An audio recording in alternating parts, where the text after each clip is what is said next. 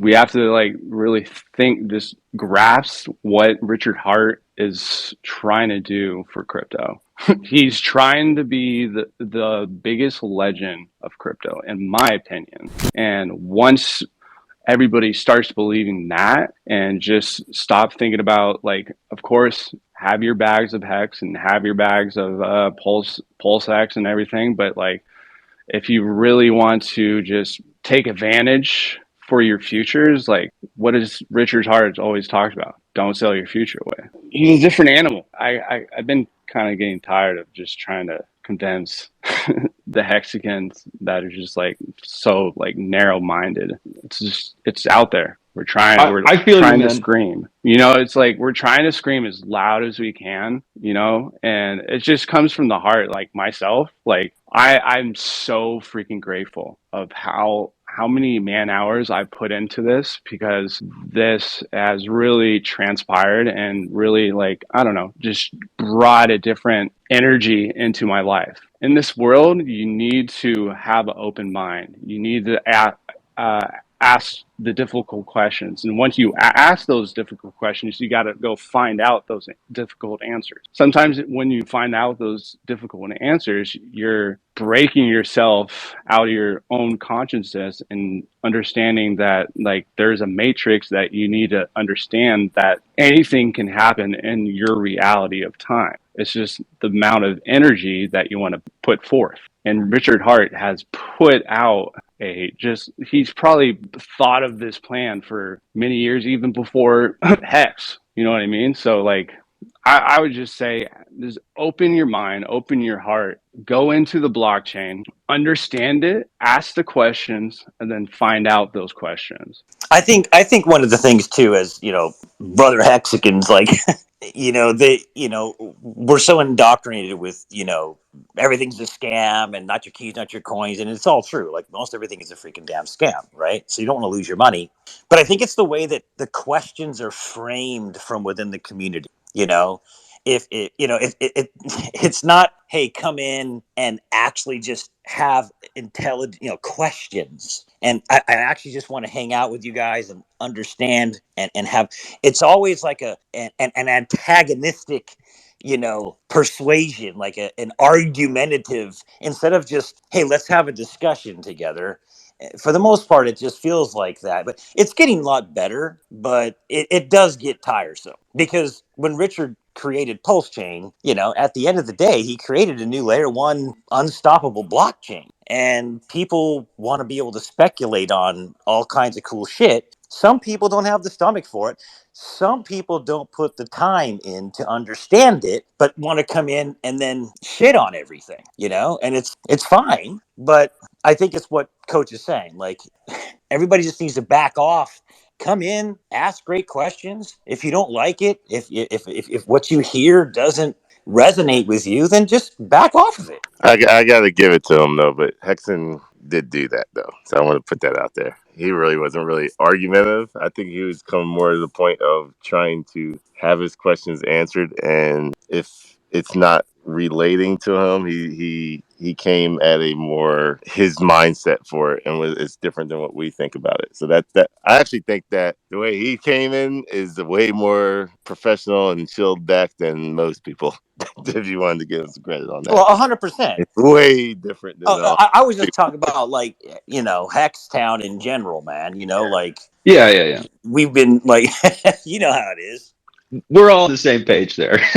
But yeah, I, I just wanted to it, make because he definitely it's what the questions you're asking is definitely how everybody thought in the beginning. I think in the end it comes to like how what is your level of speculation within crypto. So that's in the end, because we don't have all the answers. No one has all the answers, and in the end, there's speculation to it. We've seen stuff on the blockchain which doesn't lie, which is not natural. If it was some big, huge scam, I do think it would have been done by now. especially after everything's calmed down. Like, why wouldn't you have scams up top, or when you're going to do it, and why not? So when I see that, my speculation says, okay, now things just calmed down a little bit, but it's still doing what it was always been doing from the beginning. And here's the crazy thing: it's been doing it since the launch. We just figured it out in July. So from May to July, it was doing everything that it's doing now.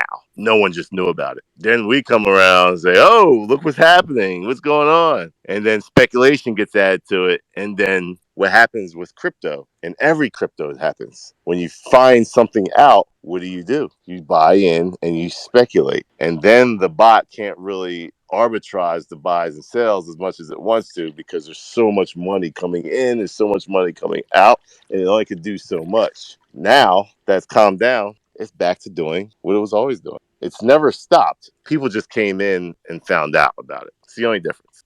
The thing about the whole like PDI like concept that we have now, it's really fascinating to me, because I've been through all the freaking chain analysis about like the OAs and the SAC addresses, and like following the DAI. And if you see the movements of DAI, especially from those wallet addresses, it's just, you have no choice but to absolutely marvel at the magnitude of the transactions. So it's really interesting, even though like I think I still disagree with a lot of the philosophies in the Atropa ecosystem. It's definitely interesting just to kind of theorize about what the fuck is really going on with this stuff. One day you're going to get the answer, man. It's just a matter of what side you're on.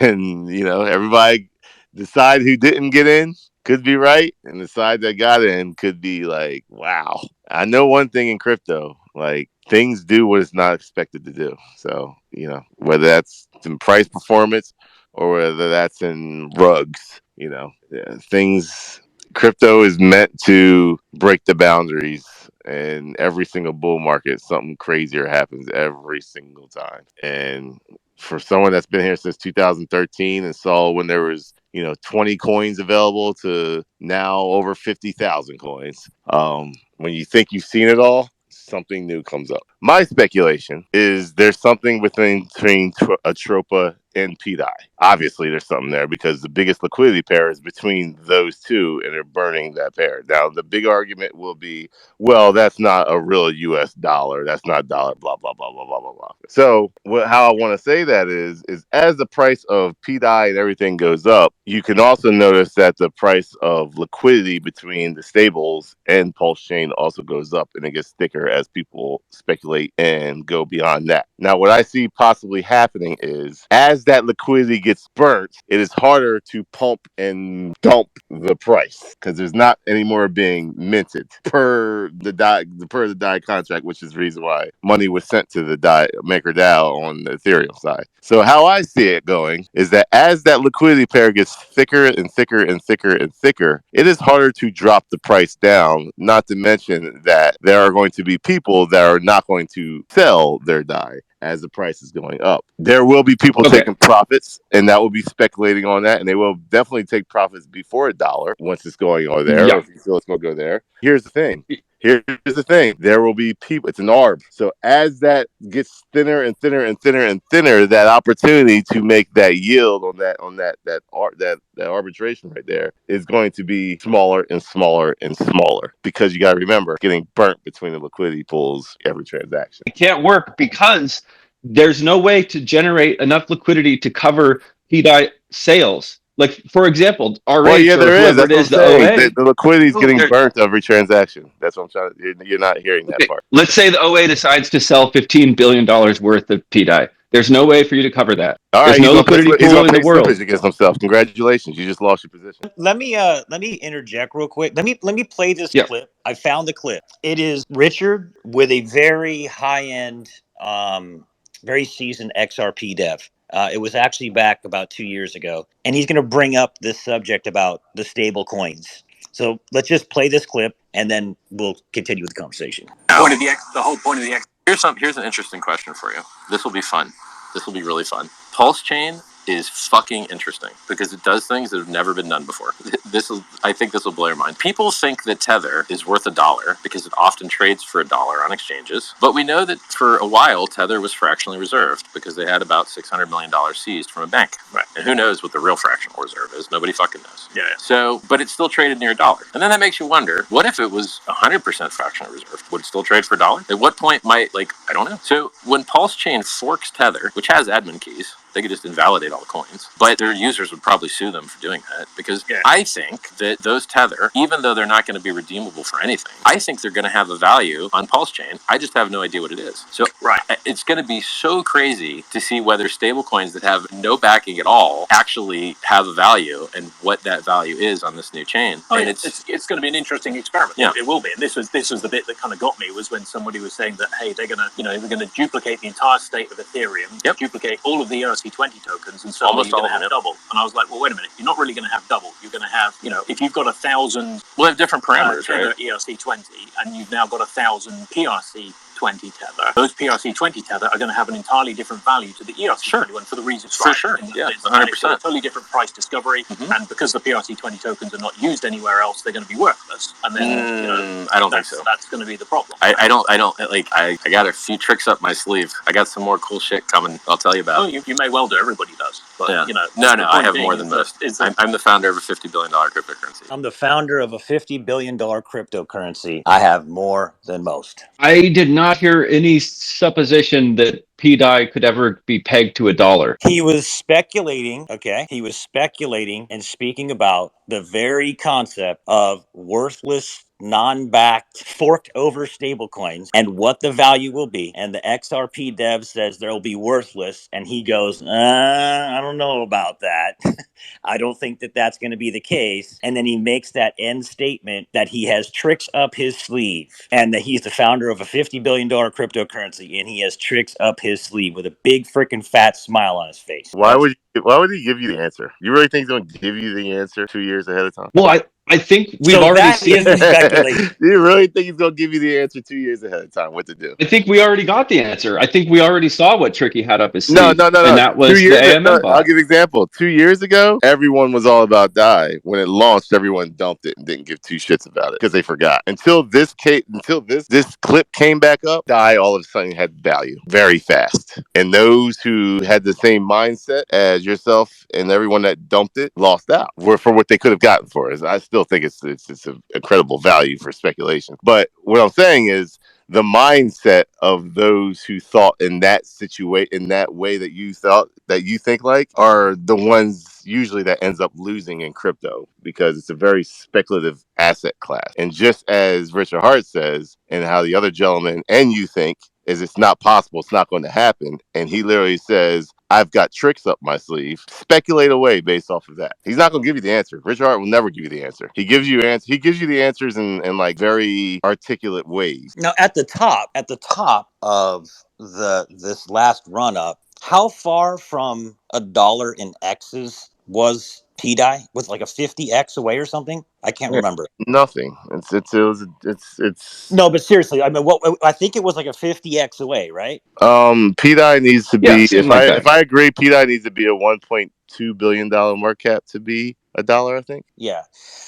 So I mean, who would have even thought we'd even be talking about a 50x away from a valueless token forked over DAI being a 50x away from $1? I don't think price is relevant here because the issue that's being discussed is the peg. Like, yes, the price could even spike up to $1, but is it pegged there? Not that we know of. We haven't seen a mechanism. I'll give you some speculation. Look at the pair between Atropa and PDI and look how thick that liquidity that's burnt is. If we get to a $1 billion market cap, you're probably going to have about $700 million of liquidity between the two. Name me one coin in this whole market that has that much liquidity outside of Bitcoin and Ethereum. That's kind of a dangerous road to go down. Like, liquidity is not everything. It depends what the liquidity is. If the liquidity is PDI to Hex, there's big liquidity pools between Hex and everything else that gives the PDI to Hex liquidity of actual value.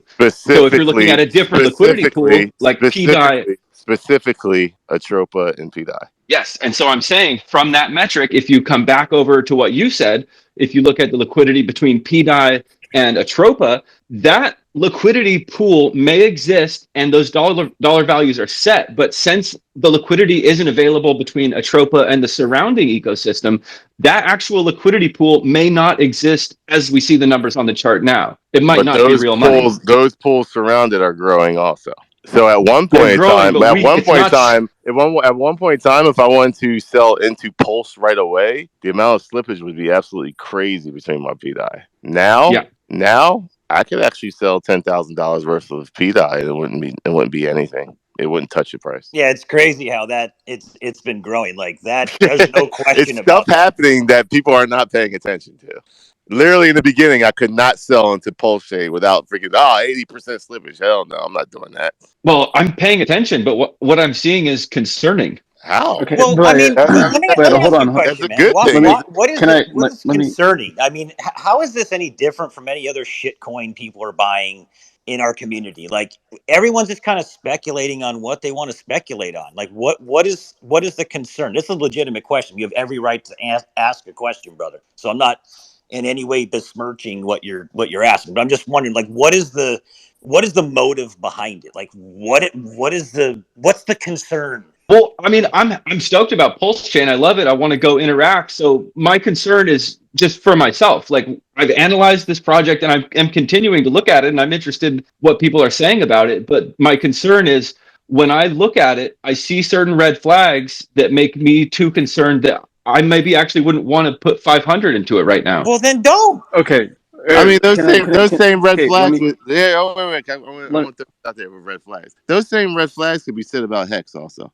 Indeed, but If Hex has everyone wants mitigating to factors. emergency end stake and sell, there's not enough money in the liquidity pools. It would send it to zero. That's the exact argument he Yes, gave me. That's the exact argument he gave me. Are you in Hex but right now? Hex for me mitigates some of those factors beyond just the liquidity pools. Hex has value in that I can bridge it out, or I can bridge certain assets out. Certain assets don't really have a mechanism to leave Pulsechain and go into my bank account. Wait. Pre-Pulse chain. Let's just speak 2 years ago when it was just Hex on Ethereum. Now go. Terra Luna collapsed for what I believe to be the same reason issues with the peg that I think we have currently with PDI. Terra Luna had a stable coin. It was I'm stable. talking about the USDC Hex pair. Massive liquidity pools. No. Are you Bro, serious? really? Wait, man. I got this, bro. Like, go look at the Pepe Ethereum pool. Okay. And then go look at the Hex Ethereum pool. Your jaw will drop how much more liquidity is in between those two pairs. Look at the market cap and how many people got hundreds of millions of dollars worth of Hex, and ask them if they actually can cash that out. Just the same exact argument you're making. All I'm doing is literally applying it to Hex. So your mindset should be the same for everything, but it's not. Well, I mean, it is like if there were years consecutively that I could have sold $10 million worth of Hex DeFi and not gotten crazy slippage. That's not true, bro. There's probably about a month that could happen when it ran up to 52 cents. That's it. That Everything was else, like that all the way down to 20 everything cents. else is on chain, bro. You could not sell because you would freaking kill yourself in slippage. People were killing themselves in slippage on the whole way up. They still with do like it. sandwich They spots still and kill stuff. themselves. Yeah. They still kill themselves with slippage. Like even with the pools that are now, it's when you look at the market cap to how much liquidity is actually in there, it is actually truly a joke.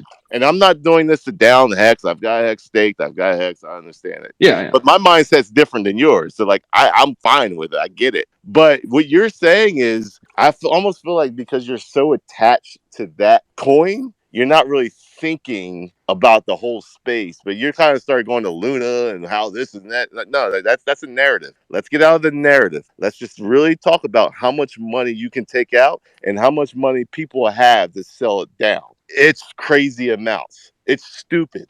People have hundreds of millions of Hex. And if they wanted to sell 50% off, they would freaking kill themselves in slippage because there's not enough in the pools. It's that simple. The pool consists of half Hex, Currently, USDC. So you can't sit there and say it's all USDC. That number that you see of 1 million, 2 million on the east side, half of that is Hex. That's why it's so easy to pump the Ethereum hex price, because there's like freaking nothing in there. Exactly. And It's like simple if one concept. guy sold it onto the bid and slammed it, I mean, the price would just be obliterated, dude. This is what I want you to do. I want you to go Yeah. on Ethereum. I want you to go to Uniswap and just look at the pools and just see, like, literally be like, Oh how much no, can I? oh, no. I'm not currently interacting with eHex right now myself. But you were. That's what I'm trying to say. The point I is, you used to be, were. It's yeah. always been the same, bro. What I'm trying to tell you is the only reason that Pulsechain Hex has so much liquidity is because now you have Pulsechain and Pulsex. And now you have people donating almost $1 billion. And now you have like actual liquidity pairs where you can do stuff with. But let's talk Hex before all of that. And that's where you have to literally put yourself down and say, okay, what I'm seeing with PDI, I could literally make the same argument with Hex before Pulsechain came out. That's all I'm saying. You can't argue against it because these are facts. And if you look at Ethereum Hex now, what you see on Hex right now is like the beginning days of Hex, like the first year and a half of Hex. Oh, you could already say 2 years. Really, the only reason Hex had liquidity is when everyone started coming in from 1 cent on up after he announced Pulse Chain. That's when liquidity really started coming in with Hex. Everything before that, you'd be getting smashed trying to sell all that freaking Hex. A narrative came to play, and everyone started speculating, and more money and more liquidity came in. Guess what? A narrative been put on PDI. If it starts going up and going up, guess what? More liquidity will come in, and the community will start believing it. And even if freaking like Richard Hart was just to say, I like PDI or something like that, I guarantee you every single one in here be buying and speculating the hell on PDI. But you're just waiting for the Yeah. man to say something. That's all it is. I'm not addressing that. I'm not proposing that the price of PDI can never go up. I'm saying that currently there's nothing that would make it peg. A number go up, even if PDI goes to $1, No, that's not a bro. peg. I think here's the reality, right? You're stuck on the peg, thinking it's going to go to $1 and it's just going to stay pegged at $1, right? But the mechanism to get PDI to $1 doesn't guarantee that there is a peg in quotes like you see from a backed stablecoin on Ethereum. It's the mechanism that gets it there. Obviously, there's going to be drawdowns. There's going to be ups. And there's going to be downs. The keeper bot, if it is in fact employed, is designed to get it to a target price. Okay, it doesn't matter how long it takes. It sells down. Let's say it goes up to 80 cents. Wham! It slams back down to 30 cents, and it goes back. It's designed to get it to a target price. That's the speculation, right? But no one ever said it's going to peg and stay pegged at exactly $1. Yeah, that's what everybody says. Everybody, No, this is no this is one what that I've been actually hearing. is in this space that's been speculating on this. Now they can say that it can try to stay around there, but at the end of the day, I mean, there's nothing Does that says Richard that it can't go break I'll give an beyond example. $1. USDC, quote unquote, depeg, I and mean, there you were see people running. There USDC were at people, 105. yeah, there were people running to buy USDC to get a 20% yield on that easily. That's what I could see happening with BDI. Congratulations, you sold it down. You dropped it down to 30 cents. Well, guess what? Someone is going to speculate that they can get a quick triple out of that, an easy triple out of that. Just like people do Yeah. with USDC when it goes down, Just like Richard did. USDC when it goes down. Anything that goes down that's a stable coin is like, do I really want it? Richard took advantage of it and fucking made millions of dollars. There's Fallen. people, Yeah. there's protocols that tried to do it and lost $1 million. But the point I'm trying to make is there are going to be people that's going to speculate and try to get that easy money once they feel. Here's the question: once they feel that that is what's happening, and once the Yeah. confidence of the community happens and sees that, it kind of takes a mind of its own and does it itself, because you don't know how much USDC has in the banks. You don't know how much USDT has in the banks, but there's people willing to buy it at 80 cents. Yes, definitely. And that's not like what a peg is, but that's a huge part of the peg, is that there is vibrations in the ratio, and people are arbitraging the vibration, both the top and the bottom, which in a sense fixes the peg. And Well, so you, one of the arguments I'm hearing a lot is that we need a stable coin for Pulse Chain, like a native Pulse Chain stable coin that we can run our oracles off of and start to launch all these new projects. And so I guess that's part of Well, my that's not interest. going to be. I mean, me personally, I don't say that that's PDI. I say that that's more something like USDL, liquid loans, or something else that's backed or something, right? I mean, this is a speculation on a potential PDI paganising, and what happens after that, who the knows?